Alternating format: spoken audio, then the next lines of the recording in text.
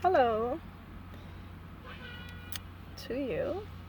It is June 20th, 2017, and it is hot as a mother where I am right now. Oh my gosh, it's really warm. Man, the weather patterns have been odd everywhere. Um, it is getting on summertime, but we were kind of getting used to the moderate weather anyway. And then Mother Nature said, not so fast. You know what time it is. This blazing sun coming out for us. Oh, well, it was good while it lasted. Anyway, it's not a weather report. I know it seems to be. Anyway, so if I sound like I might pass out, that's a thing. That's why.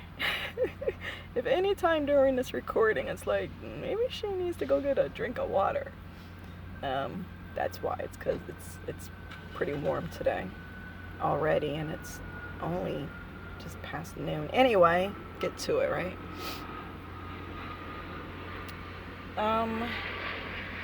We're gonna talk about where we're headed. Possibly. A lot of things going on in the world right now, especially in the United States. Elected somebody to be their president. Most Americans will say, I did not vote for that fool," but many people did, and so there's a lot of talk going on about that, and what's happening in that arena, and how it's affecting the country and the country's relations with other countries. It's just many people are concerned, like, goddamn, what's going to happen with this? And I find that for myself to just kind of limit myself as far as how much conversation I engage in about it, because nobody at the White House is going to be opening the door when I come a knocking. So it's not that we don't care about what's happening, but it's just that kind of regurgitating the same fucked upness over and over again is not actually solving anything. It's just getting people more agitated and aggravated with the situation. And so I agree that it's it's something. It's something. That's what I agree with. So you can quote me on that. You know. But it is what it is, and that's what we're going to talk about. Is what is it right now? Where are we headed? And what can we do if shit talking the man to everybody isn't helping? What's going to help? Really? And it comes back to the simple thing that it always comes back to. Each of us as individuals. It really does. That is where our power is it's not in fighting. Okay? You can't conquer hate with hate. Only love can conquer hate. Thank you, Marvin Gaye. But I'm not, and that sounds, you're like, oh, bullshit. Look where it's gotten us. You know where it's gotten us? Nowhere, because we haven't applied that yet. We talk about it. And love in this situation doesn't mean to roll over and say, oh, well, just have to love the man. It's not even about loving him. It's about understanding that if we contribute to what is already what it is, if we contribute more of that kind of feeling and energy to it, we're only making it more powerful. Okay? Even if my hatred is toward something that seems deserving of hatred, it's hatred. And the energies are not too particularly concerned with what form or the details of what that hatred looks like in this place. It is the same energy. And it's only gonna keep those flames growing, ignited, and growing more powerful. So how do we, in a real way, how do we apply love in this situation then? By working on our own project, which is ourselves. And you might be thinking, okay, I'm sitting in my room doing my thing. I'm applying love in my life in the different situations that come up and toward my own self. I have integrity to myself. I have self-respect and love within. Right? So what else? That's it. Because we really, really have to get over this hump of thinking that energy isn't really a real thing. That is just some kind of hocus pocus, superstitious, talk. Just talk. It's not just talk. Think about this. If the power of our energy and our feelings is so nothing, why is so much effort put into keeping it low, to keeping us on a, quote, low vibration? Why is that? Everywhere you turn, you're hearing bad news, you're seeing, quote, bad news, things that are not loving, or loving induced, or inducing. There's just so much garbage that's fed to us, and literally too. We won't even get up on our little soapbox and talk about the processed foods and what it does to us. Human beings are not supposed to ingest garbage that doesn't work with the human body to keep it well. But and people will say this isn't true, but it is true, because I notice food that is better for your health is more expensive. That shit they're selling us, that you eat it and all you want to do is stop thinking, take a nap, and don't give a damn about nothing. That stuff, guess what? They're throwing that stuff at you. Here, 100 for $1.50. Eat as much of this shit as you can. Why? Why is it so cheap? Why are they, and we won't go on and on. The fact is that a lot of money and effort is spent to keep us powerless, basically. That's my feeling. I'm not going to get all deep into it, but that's how. If you're neutral on these ideas, just think of it. Just imagine that you are an alien from some other place, somebody who's brand new to the human race, who came in and saw the way things are going down. What questions would you ask as somebody coming from the outside who's not personally being affected, and you see? You'd be like, okay, so let me get this straight.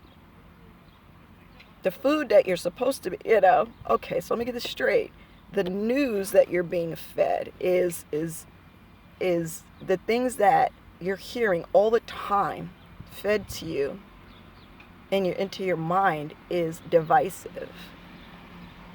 It makes you feel separate and small, closed off, and unimportant. The effects that it has on us. Somebody from the outside just coming in would be like, but why? That would be the question. Why? Why? Because we're powerful. And if we're kept from being all that we can be, well, then guess what? It's all good for somebody, not for us. But again, the point is that our energy is important.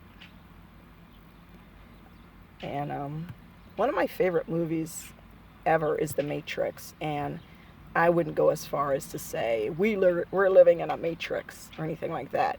But a lot of those storylines, man, like, really makes you think, about why are things this way? And so getting back to the point in that long winded way that I did it, is just that if we take our power back as individuals in our own lives, like, yeah, maybe I'm not going to become a straight up vegan and all this kind of stuff, and maybe whatever we can do for our own well-being, physically, emotionally, spiritually, mentally, through and through, the whole thing.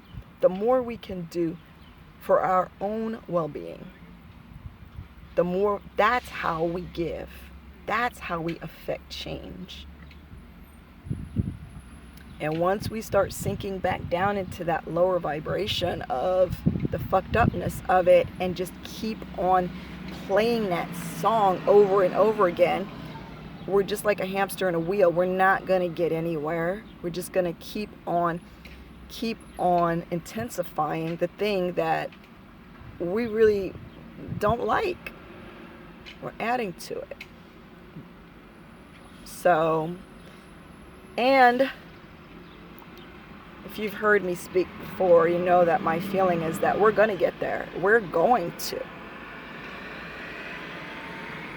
But it requires that we take responsibility for our part. It's so much easier just kind of sit back and say, oh, you know what, let somebody else do the thing. I'll just, whatever. Maybe not with that attitude, but just kind of like, whatever. I'm tired. But we got to take the reins in our own lives. And that's where it starts. And anything we do without having done that first is just going to be a Band-Aid application. And it's only going to last for so long. It's only going to do so much. Why do we want to expend ourselves and so much effort and energy and time and things to bring about change in this place when we won't take the time and the energy to do that for our own self, our own well-being, because that's where it starts. And and the other thing is that if our drive in doing things is hatred, it's not going to work. So I've mentioned the word love, and so as opposed to hatred. And there's nothing wrong with having hatred toward things that hurt life, that stifle love. There's nothing wrong with having that feeling against that, but we don't want to use that as our impetus. Okay? When we talk about love here, we're talking about life. We're talking about well-being. We're not talking about fluffy rainbows, butterflies, unicorns. Oh, love, love, love. No. That's bullshit. Love is the strongest force. You got that? It's the strongest force.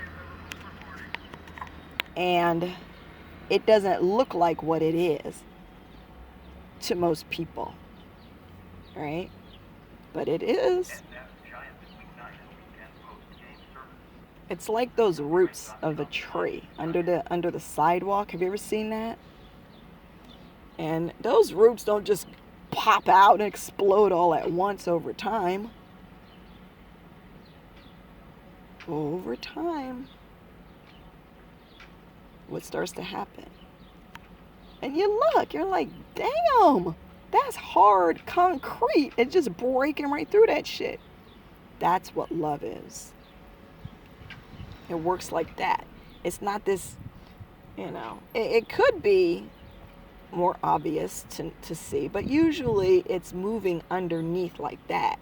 And then before you know it, you crack that shit open. I keep saying shit, sorry. I don't know, it seems to be my favorite word right now. Anyway, so this is definitely a part 1. You guys are like, yeah, right. It's part 2, 3, and 4 as well. No, because we're going to talk more about, we're going to develop it out more. But that's the start. That's the first step, is to look at our lives, not in a judgmental way. Oh, what am I doing wrong? Let me fix myself. Let me fix my fucked up life. No. What things are part of your existence right now, part of your experience right now, that bring you down, that you notice have not so good effect on you? Look at those things. Just, that's all you need to do right now. Look at those things.